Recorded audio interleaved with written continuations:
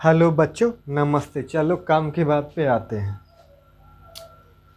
आज हमें पढ़ना है बहुत कुछ। आज बहुत कुछ नहीं पढ़ते, आज चलो हल्का पढ़ते हैं, ठीक है। हल्का में क्या क्या पढ़ लेंगे? प्रतिबिंब देख लेंगे, समतल दर्पण देख लेंगे, ठीक है। और छोटी छोटी परिभाषाएं हैं, उन्हें देख लेंगे, फिर लेक्चर को फिनिश कर देंगे। इतना करने में हमें मेरे हिसाब से 25 मिनट तो लग ही जाएंगे, क्योंकि समझना भी रहता है। तो आशा करते हैं अच्छे होंगे आप सभी, बहुत बढ़िया मज़े से कट रहे होंगी ज़िंदगी। पढ़ाई डिस्टर्ब नहीं होगी आपकी, पढ़ाई करते रहेंगे। डिस्टर्ब उनकी होगी जो पढ़ नहीं रहे हैं, ठीक है।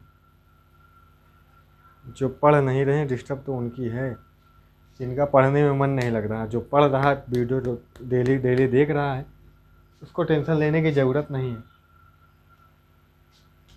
तेरा एक काम किया करो, तुम सब कुछ पूछते नहीं हो। सवाल क्वेश्चन वोश्चन सॉल्व नहीं करते हो का? हाँ, एक्सरसाइज उठाओ, बुक है, बुक के ऑब्जेक्टिव लगाओ। क्या समझे? इतना काम किया करो। कुछ बताता हूँ मैं आपको, ठीक है। कुछ बताता हूँ, सुनो ध्यान से। बुक उठाओ, जो भी बुक हो। रजी को ली है, चित्रा के ली है आपने, कोई नहीं ली तो अरिहंत ली है, ठीक है। उसके ऑब्जेक्टिव क्वेश्चन होते, ऑब्जेक्टिव क्वेश्चन बनाओ। क्या बनाओगे? साला चल क्यों नहीं रहा है? ऑब्जेक्टिव क्वेश्चन बनाओ, ठीक है बेटा जी। कौन से क्वेश्चन बनाओगे? ऑब्जेक्टिव क्वेश्चन बनाओगे, समझ रहे हो?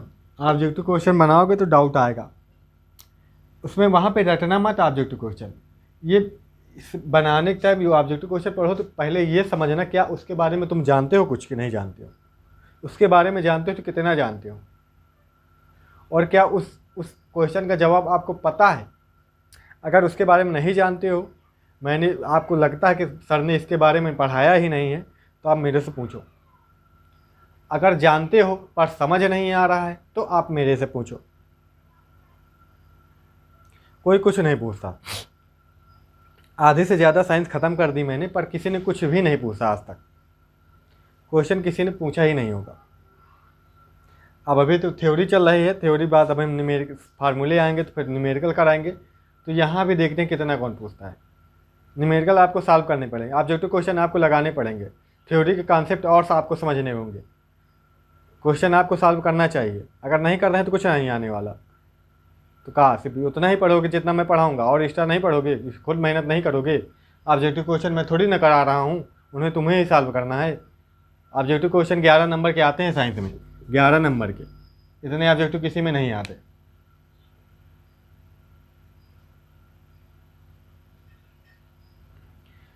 ग्यारह में 4 भी कम हो गए तो 4 कम हो गए तो आपका परसेंटेज गिर गया। 70 में 70 कैसे लाओगे फिर? ऑब्जेक्टिव सही होने बहुत ज़रूरी है। 1 नंबर के एक ऑब्जेक्टिव रहता है। थ्योरी नहीं कि ऐसे कुछ लिख दो, कुछ ना कुछ मिल जाएगा। सही तो सही, गलत तो गलत। ऑब्जेक्टिव सही होंगे तभी साइंस में अच्छे नंबर मिलेंगे, वरना 82-85 नंबर में ढेर हो जाओगे। इससे ज़्यादा नहीं पाओगे साइंस में। समझ रहे हो ना? ऑब्जेक्टिव क्वेश्चन बनाना शुरू कर दो। ऑब्जेक्टिव क्वेश्चन बना डालो, डाउट आए तो पूछो, जैसे मैंने कहा। और भी क्वेश्चन सॉल्व करो, और भी बुक में पीछे जो क्वेश्चन हो तो उन्हें पढ़ा करो। इतना सब काम करना शुरू करो। समझ रहे हो ना? चलो, आज का वीडियो नंबर, लेक्चर नंबर कौन सा है? 3rd है। लेक्चर नंबर 3rd है। अभी कितने लेक्चर बनेंगे इस लेसन के, तो मैं अभी आपको बता दूँ, ये तो बस शुरुआत है। अभी 7-8 लेक्चर ज़रूर बन जाएंगे, तो यानी कि 10 लेक्चर तो कम बनेंगे ही इस वीडियो के, कम से कम। तीसरा लेक्चर है तो 7-8 लेक्चर, 10 से में तो कोई डाउट ही नहीं है। 10 वीडियो में 10 से ज़्यादा भी जा सकते हैं। आज विद्यालय में, अभी जिस दिन देख रहे हो वीडियो में, आज गार्जियन मीटिंग है। अगर आप लोगों के गार्जियन आए होंगे तो अच्छी बात है, नहीं आएंगे तो कोई बात ही नहीं। आपको ऐसे भेजना चाहिए अपने पापा को, मम्मी को, भैया को, जिसको भी भेज सको। थी ना आज विद्यालय में गार्जियन मीटिंग, भेजना चाहिए।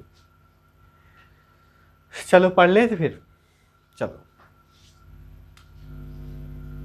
हेडिंग डाल लो, प्रतिबिंब।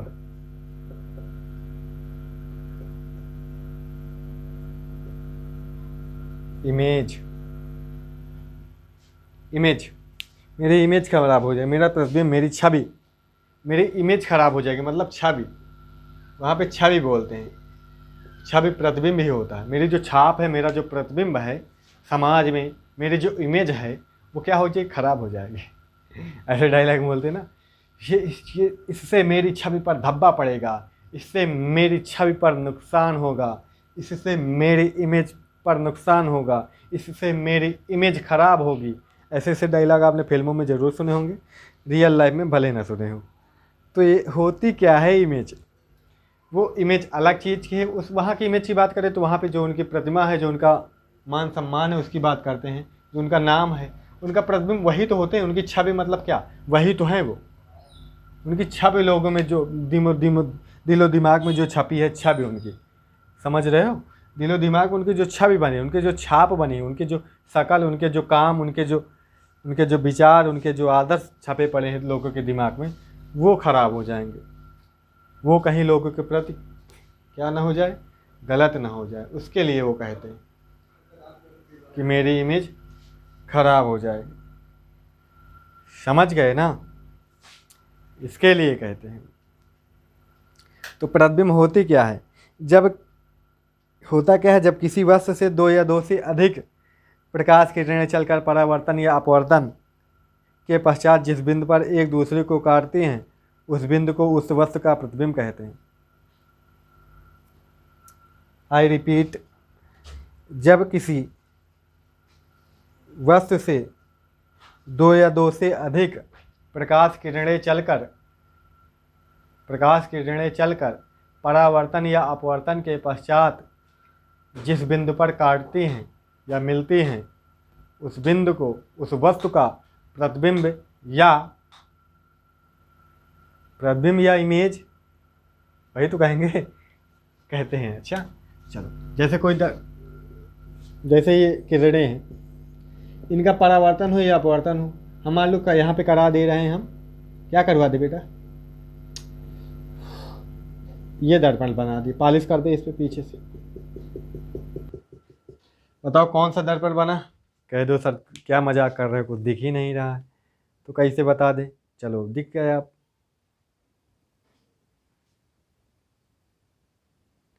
दिख गए ना। चलो, मैंने बताया था क्यों गुफा जैसा है ना, ये गुफा जैसा है ना ये, तो क्यों मतलब गुफा, कान क्यों मतलब अवतल दर्पण। ये कौन सा दर्पण, अवतल दर्पण,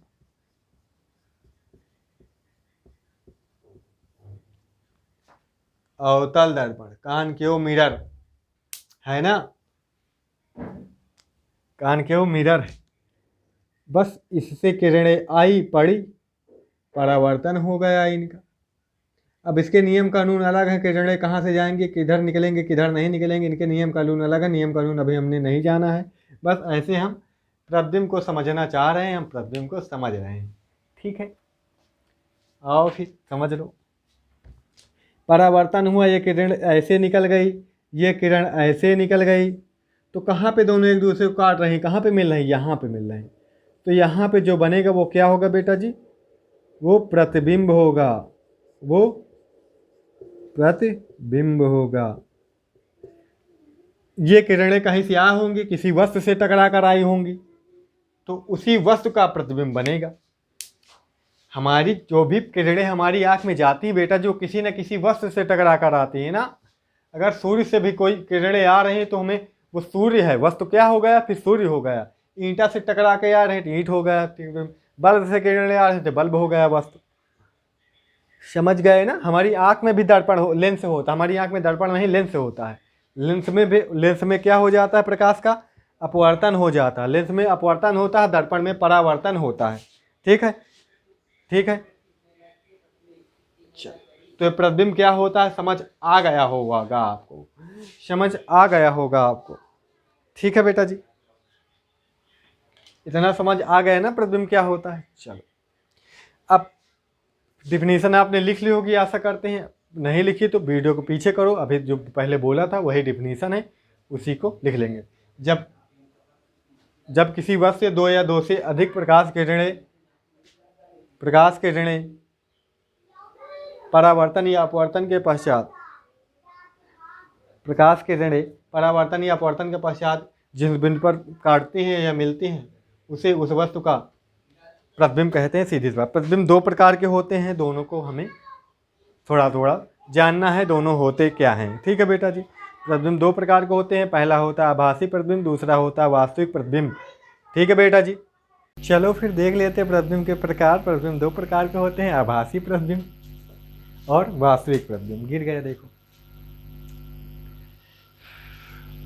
आभासी प्रतिबिंब, वास्तविक प्रतिबिंब। अभी 10 मिनट का वीडियो बना था, फिर अभी 1 घंटे इंतजार किए हैं, तब बत्ती मतलब लाइट आई है, अब बन रहा है। ठीक है, घंटे लग जाते हैं आधा घंटे की वीडियो बनाने में, यही जान लो। अपलोड होने में घंटा भर लगता है, सबके बस की बात भी नहीं। इसीलिए ये सोशली गाँव में रह के मैं ये काम कर रहा हूँ, तो छोटी मोटी बात नहीं आ रही, समझ रहे हो ना। ये छोटी मोटी बात नहीं है, छोटा मोटा काम नहीं कर रहा हूँ मैं, समझ रहे हो ना। सच में छोटा मोटा काम नहीं। जिस दिन सिलेबस पूरा करवा ले जाऊँगा उस दिन ये बहुत बड़ी बात होगी मेरे लिए, खुद के लिए, मेरे लिए तो है, दूसरे के लिए हो या ना हो।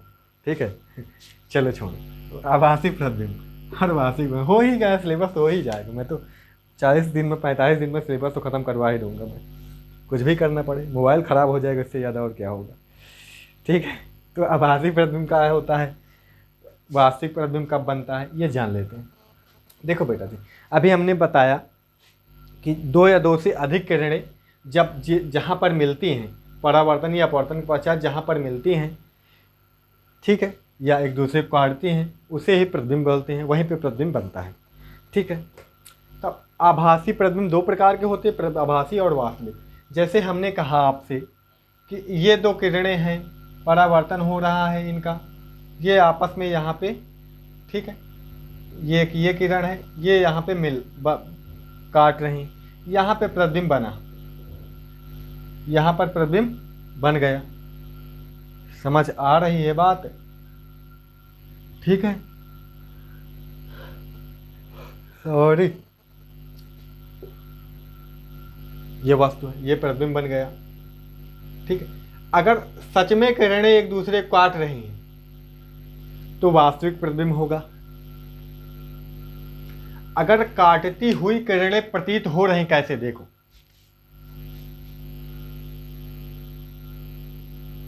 मान लो दर्पण कौन सा है, ये वाला नहीं बनेगा, इसमें ये वाला दर्पण बनेगा। ठीक, तो ऐसा होगा, दर्पण ये वाला है,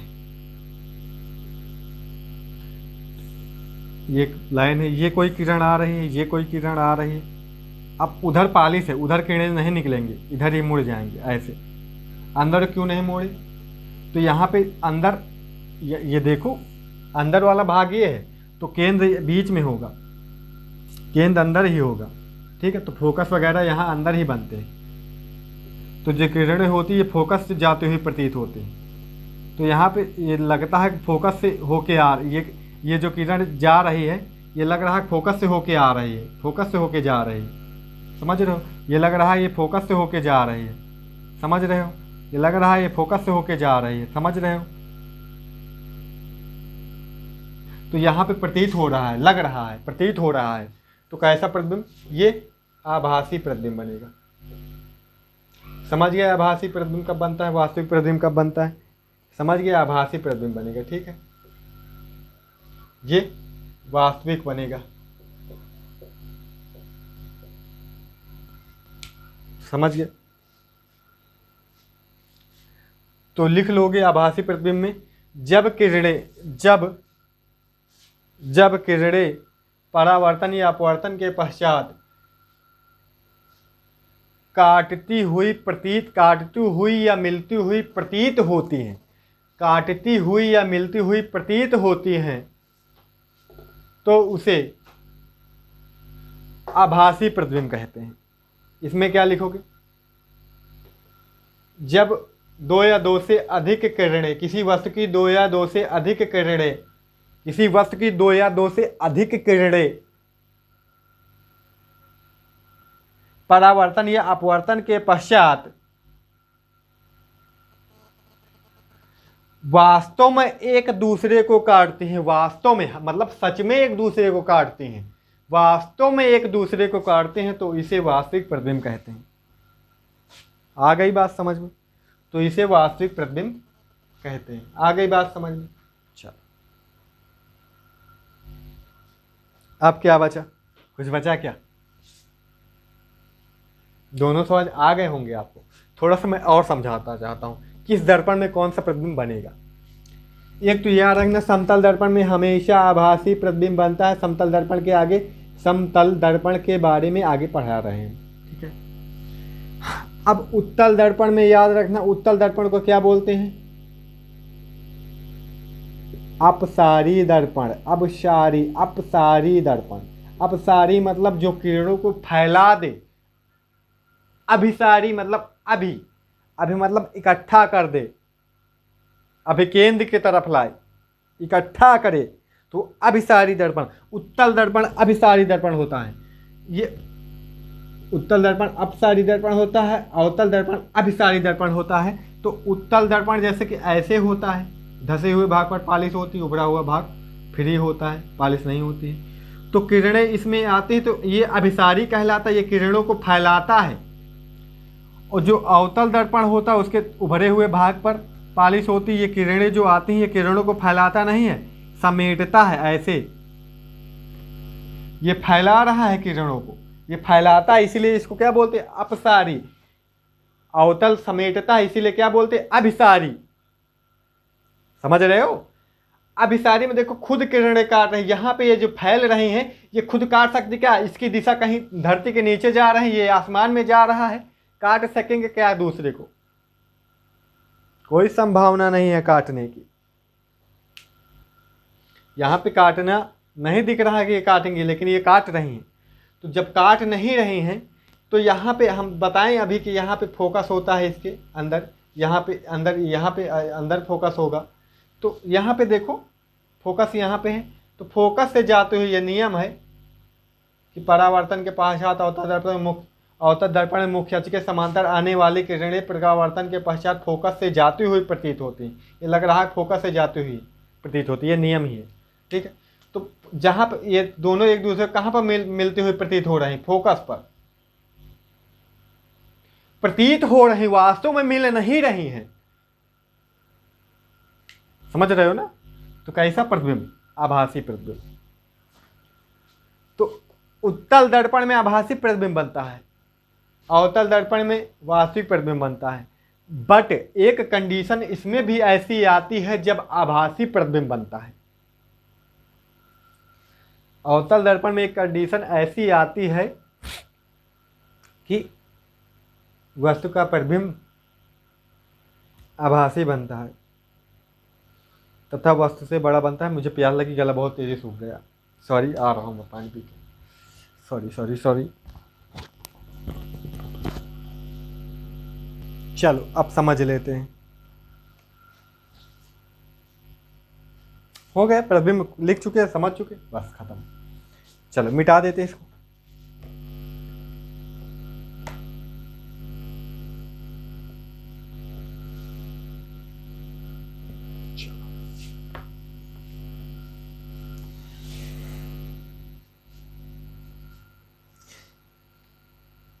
आभासी प्रतिबिंब को वर्चुअल इमेज बोलते हैं, ये नहीं बताया था इंग्लिश में, वर्चुअल इमेज बोलते हैं,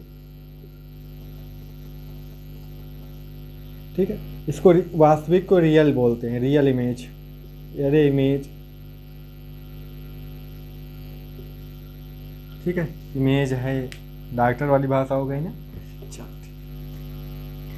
अब हमें पढ़ना, हेडिंग डाल लो बेटा जी। वास्तव में दर्पण दो प्रकार के होते हैं, एक गोलीय दर्पण, एक समतल दर्पण। जैसे कोई कांच का चमकदार भाग, कोई चमकदार तल है, यह चमकदार वस्तु है, कांच कह ले, तो उसके अगर एक तल पे पॉलिश कर दी जाए एक तरफ, तो दूसरा चमकदार बच जाता है।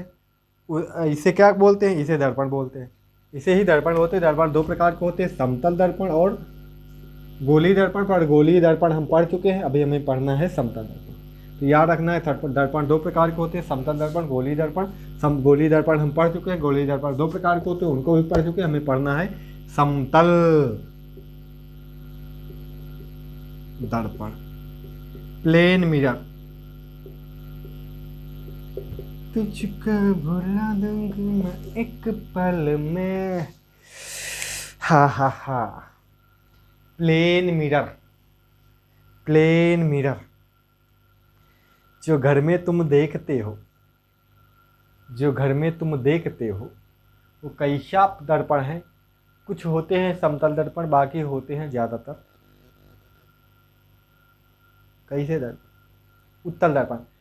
तुम उसमें देख लेना, कॉपी दिखाना, बुक दिखाना, अगर अक्षर का दिखाना, जैसे का लिखा है तो दर्पण में देख का दिखाओ, कागज़ में लिखकर का दिखाओ दर्पण में।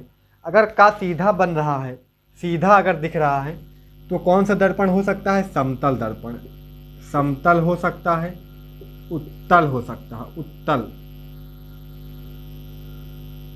एक ही कंडीशन आती है, एक ही कंडीशन आती है वास्तविक वो अवतल दर्पण में। अवतल दर्पण में सिर्फ एक ही कंडीशन आती है, वो कौन सी आगे जानेंगे, जिसमें प्रतिबिंब सीधा बनता है। वरना इन दोनों में हमेशा हमेशा आभासी सीधा प्रतिबिंब बनता है। आभासी बनेगा, सीधा हमेशा बनेगा, हमेशा हमेशा हमेशा। ये भा है, माँ नहीं, आमासी ना समझ लेना, ये भा है। मैं तो सर चुका, आभासी लिखना नहीं आता।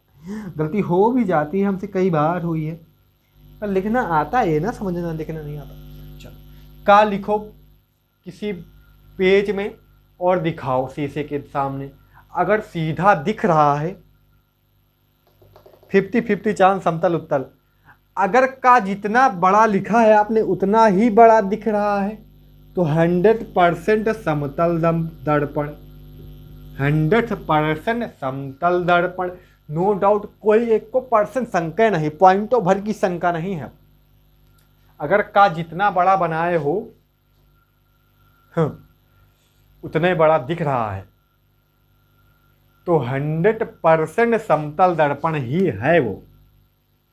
तुमको ऐसे घर में टेस्टिंग कैसे करोगे कौन सा दर्पण है?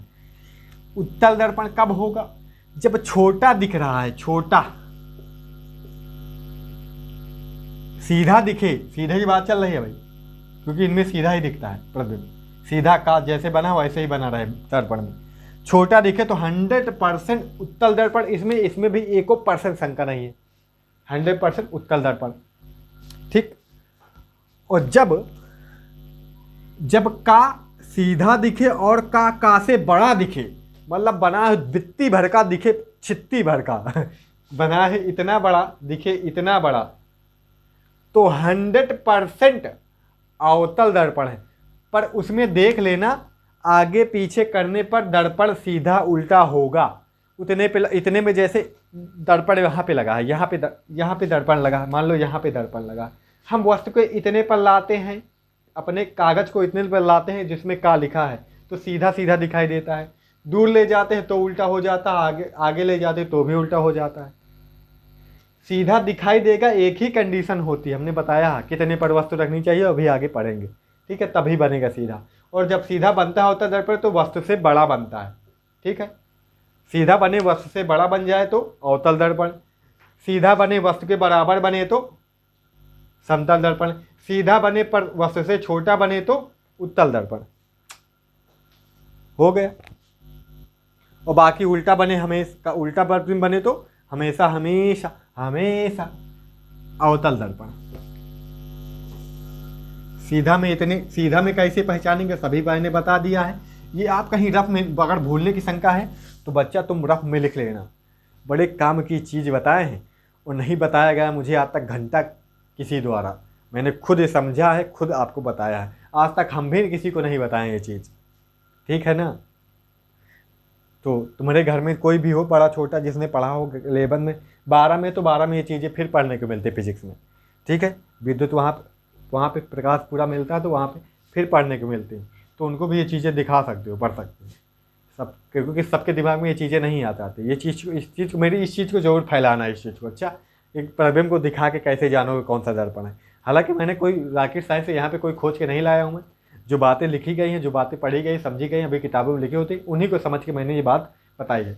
क्योंकि इस तरह सब जरूरी नहीं सबके दिमाग में आ जाए, मेरे दिमाग में आए इसलिए मैंने बताया है, इसलिए मेरी इस बात को सभी तक पहुँचाना आपसे एक रिक्वेस्ट है। चलो अब हम बात कर लेते हैं समतल दर्पण की, जिसकी बात कर रहे थे। समतल दर्पण,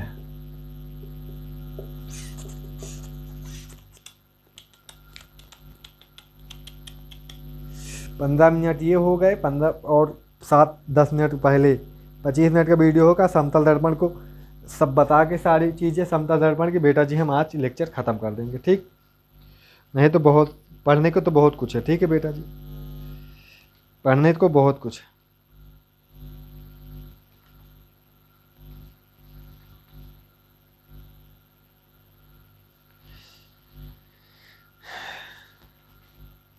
तेरे सीने में मेरा दिल धड़के, मेरे सीने में तेरा दिल, अलग अलग अब जीना है मुश्किल, मरना है आसान।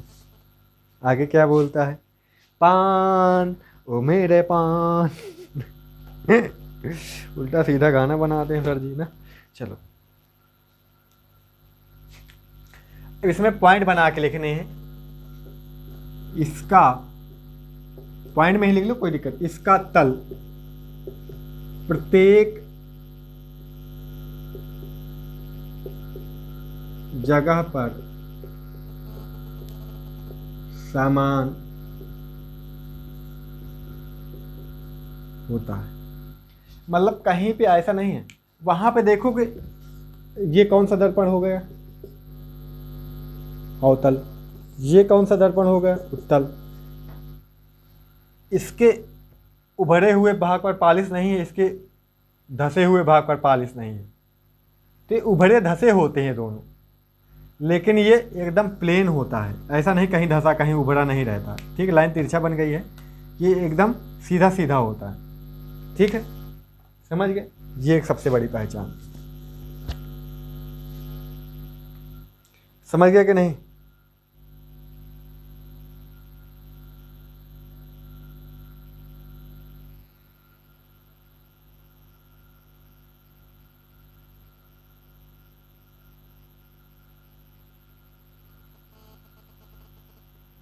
चलो और पॉइंट लिख सकते हो, मैं लिखूंगा नहीं, बोलूंगा। मैंने बताया ना, समतल दर्पण में वस्तु का प्रतिबिंब वस्तु के बराबर आभासी तथा सीधा बनता है। प्रतिबिंब वस्तु के बराबर, पूरी बात लिखना जितनी मैंने बोली है, हम शॉर्टकट में लिख रहे हैं। प्रतिबिंब, प्रति लिखना है भाई, प्रतिबिंब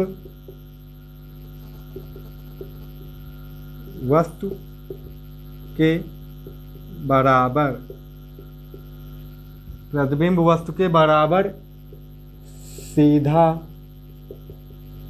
आभासी, भीसी लिखेंगे का हम, आभासी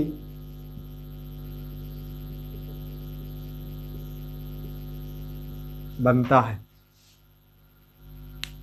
प्रतिबिंब वस्तु के बराबर सीधा आभासी बनता है। समझ आई ये बात? एक चीज हमेशा याद रखना, हमेशा, नो डाउट, कभी आना ही नहीं चाहिए। आभासी होगा, आभासी होगा तो सीधा भी होगा, वास्तविक होगा तो उल्टा भी होगा। हट का लिख रहा बे, तो उल्टा भी होगा।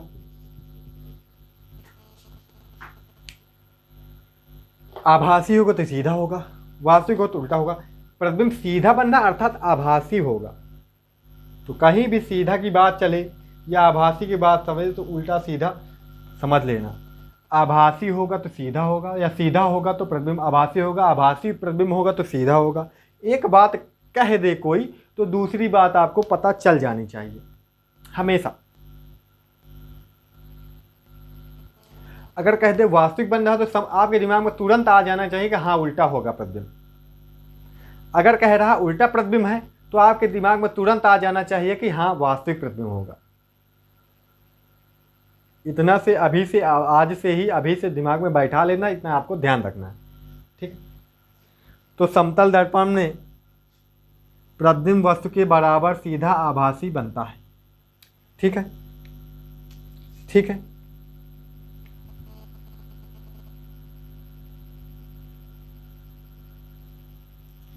एक पॉइंट और,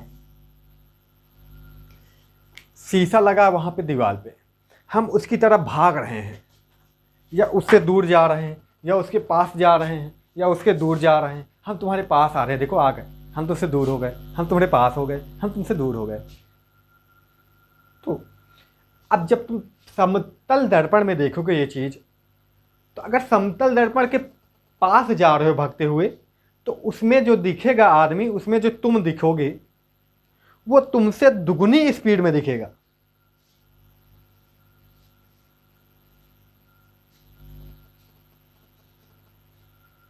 समझ गए? ये ऐसा होता है, आप चाहे तो करके देख लेना। इसको आपको लिखना है, समतल दर्पण के पास कोई वस्तु जिस वेग से आती है, समतल दर्पण के पास कोई वस्तु जिस वेग से जाती है या आती है, जो भी लिखो, आती है मतलब समतल दर्पण के पास आ रही है, जाती है मतलब समतल दर्पण के पास जा रही है, दोनों का मतलब एक ही है यहाँ पे। ठीक है, उसका प्रतिबिंब उसके दोगुने वेग से आता हुआ प्रतीत होता है। देखो, हम दर्पण के पास जाएंगे तो प्रतिबिंब हमारी तरफ आता हुआ दिखेगा, है ना। शीशा का तुम पास जाओगे तो जो शीशा में आदमी होगा, जो शीशा में दिखेगा, वो तुम्हारी पास आता हुआ प्रतीत होगा। सही बात है, झूठ बात? सही बात है। ठीक है, यही चीज़ आपको लिखना। वो दुगनी तेजी से तुम 10 की स्पीड से चलोगे, 10 मीटर प्रति सेकंड से या 10, ठीक है, तो 20 के स्पीड से आता हुआ दिखेगा। ठीक है, समझ गए? तो क्या लिखना था? समतल दर्पण के पास कोई वस्तु जिस वेग से जाती है, उसका प्रतिबिंब उसकी ओर उसके दोगुने वेग से आता हुआ प्रतीत होता है। बस इतना लिखना है। ठीक है, प्रतीत होता है, वास्तव में ऐसा होता नहीं है। ठीक है, ठीक है, इतना हो गया। और भी लिख लेना। एक पॉइंट पूछा जाता है हमेशा, समतल दर्पण की फोकस दूरी कितनी होती? फोकस दूरी कितनी होती है? ऑब्जेक्टिव आता है, लिख लेना ये पॉइंट। समतल दर्पण की फोकस दूरी अनंत होती है, अनंत होती है। ये है भौकाली वाला है, इसलिए थोड़ा ऐसे बन जाता है मुझसे। ठीक है, इतना आपको लिख लेना। समझ आ गई बात? इतनी सी बात। चलो, क्यों होती है अनंत? मैं आपको थोड़ा सा रीजन देना चाहूँगा। सीधा सीधा होता है, इसका कोई केंद्र नहीं होता है भाई। गोला हो तो इसका कोई वृत्त है, केंद्र है। अब ये सीधा सीधा है तो इसका कौन सा केंद्र? इसका केंद्र अनंत पे जाएगा, इसलिए इसकी फोकस दूरी भी अनंत जाएगी। ठीक है, इसलिए कारण होता है। अगर आप समतल दर्पण में किसी वस्तु का पूरा प्रतिबिंब देखना चाहते हैं, अगर आप समतल दर्पण में किसी वस्तु का पूरा प्रतिबिंब देखना चाहते हैं, तो समतल दर्पण की साइज कितनी होनी चाहिए? समतल दर्पण का आकार कितना होना चाहिए? क्वेश्चन पूछ लिया जाए, मान लो पूछ लिया तो क्या करोगे? अगर मैं अपनी पैर से लेकर खोपड़ी तक, बालों तक, खोपड़ी के बालों तक, पैर के अंगूठे से लेकर खोपड़ी के बालों तक खुद को देखना चाहता हूं, किसमें? समतल दर्पण में। तो समतल दर्पण कितना होना चाहिए? मेरी लंबाई का आधा होना चाहिए, मेरी लंबाई का आधा होना चाहिए। समझ गए? अगर हम समतल दर्पण में किसी वस्तु का पूरा प्रतिबिंब देखना चाहते हैं, तो समतल दर्पण वस्तु का आधा होना चाहिए, या फिर समतल दर्पण का आकार वस्तु का आधा होना चाहिए। ऐसे आप लिख सकते हैं, या फिर ऐसे लिख सकते हैं, यदि हम किसी वस्तु का पूरा यदि हम समतल दर्पण में किसी वस्तु का पूरा प्रतिबिंब देखना चाहते हैं, तो समतल दर्पण का आकार वस्तु के आकार का आधा होना चाहिए। इतना आपको लिख लेना है। ठीक है, आज लेक्चर इतना ही रखते हैं। कुछ समतल दर्पण से संबंधित परिभाषाएं में होती हैं, वो कल देख लेंगे। परिभाषाएं हो जाएंगी कल, तो प्रतिबिंब बनने का नियम भी कल देख लेंगे, इतना कल पढ़ लेंगे। ठीक है, और बस टाइम रहता है कल देख लेंगे। ठीक है बच्चा लोग, thank you so much, love you to all. सभी से प्यार, सभी के लिए अच्छी अच्छी शुभकामनाएं। ठीक है, तो ख्याल रखना, अच्छे से रहना, पढ़ते रहना, लिखते रहना, दिखाते रहना, कोई दिक्कत नहीं, सब पढ़ते रहो तुम बस। ज़्यादा नहीं, वीडियो 3-4 बच्चे वीडियो देखते हैं यार, 3-4 बच्चों के लिए भी मैं इतनी मेहनत करके वीडियो बनाता हूँ। क्या मैं बेवकूफ़ हूँ? थिंक करने दो, क्या मैं बेवकूफ़ हूँ? मैं बेवकूफ़ नहीं हूँ, मैं बहादुर हूँ, इसलिए ये काम कर पा रहा हूँ। 3-4 की वजह से भी ये काम कर रहा हूँ। मैं बहादुर हूँ, मैं खुद को वीर समझता हूँ। ठीक है, नहीं तो फ़ोटो खींचूँ, मैं भेज दूँ, ऑडियो द्वारा समझा दूँ, या फिर किसी और का वीडियो शेयर कर दूँ। यूट्यूब पे वीडियो मिल जाएंगे और भी बहुत सारे टीचर के, लेकिन मैं खुद बता रहा हूँ, मैं चाहूँ तो मैं ही समझाऊँ तुमको, और कोई ना समझाए तुमको, इसलिए मैं तुमको समझाता हूँ, तो तुम समझ जाया करो मेरी बातें। ठीक है, थैंक यू सो मच, मिलते हैं अगली वीडियो में। Thanks a lot.